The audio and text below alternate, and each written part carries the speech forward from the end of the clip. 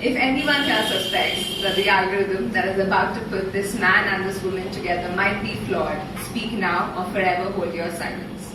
Because once this woman gets into the clutches of this man, there is no power on heaven or earth that can keep her safe from the spell that he cast on her, but no one ever tells you this.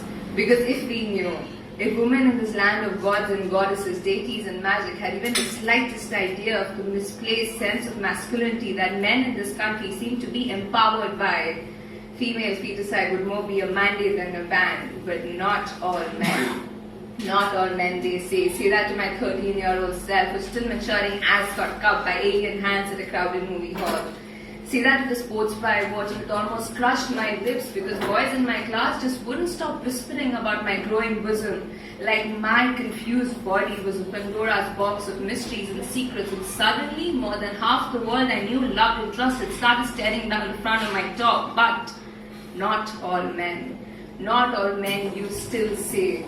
Say that to the now permanent hunch of my back as I spent my growing years trying to hide my chest, trying to make it inconspicuous, shying away from that haunting catcall, that leering look, those piercing eyes, that mistaken brush of hand over bum, where my mind slowly started to make sense of why my mother always told me to wear my skirt below my knees, my top with its neck high, and to always walk on the streets with my eyes lowered to the ground, my head bowed, my hands to the side, and to not smile.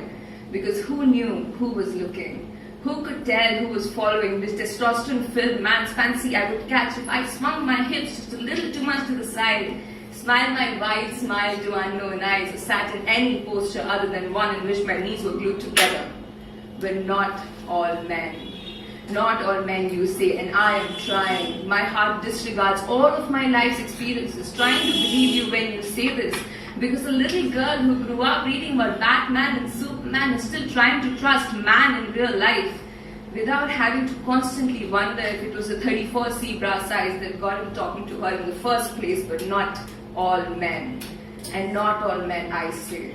Because in spite of the ass-cupping, breast-rubbing, crotch-grinding experiences I've had, there's still some men who notice the wit in my replies from a distance, who notice the crinkles framing my lips when I smile without touching, who notice the insatiable curiosity in my eyes without having to hold me down.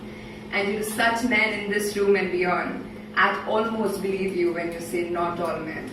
Almost. Thank you.